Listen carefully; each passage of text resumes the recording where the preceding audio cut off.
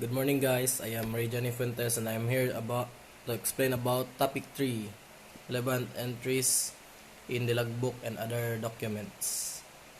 The first question here is how important the entries of the logbook and other documents on board the vessel. Logbook is a very important thing on board a ship because the logbook used to record various data scenario and situations, including emergency situations and actions, which are later used for reference case study, and for marine insurance purpose in case of damage to the ship or loss of ship's property should be properly filled without any errors. So logbook is a very important guys, because it is used to record anything that's happening in the ship, and if some emergency will occur, you need to report it and log it in so that the company will know what happened and what's the problem on board the ship.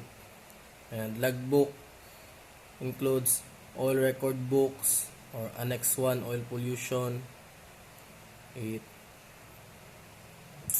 then it shows you should report in the logbook what is the proper application and relevant entries. Cargo record number 2 is cargo record book. Number 3 is garbage record book. Number 4 is sewage record book.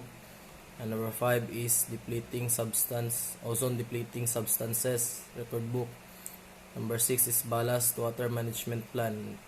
All of these are very important because you need to follow this and log it in, because it is our way as a seafarer to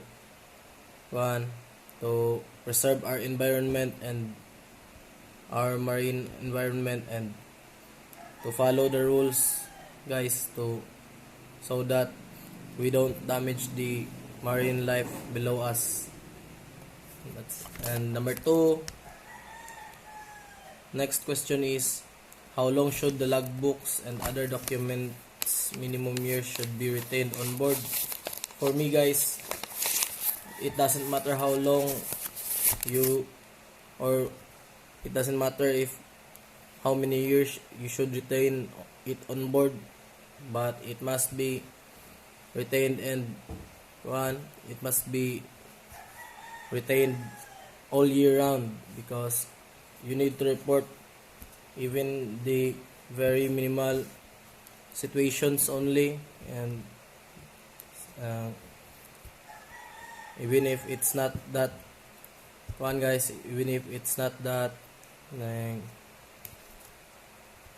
that serious matter, but you should always log it in the logbook, because logbook is the one of what's happening in the ship.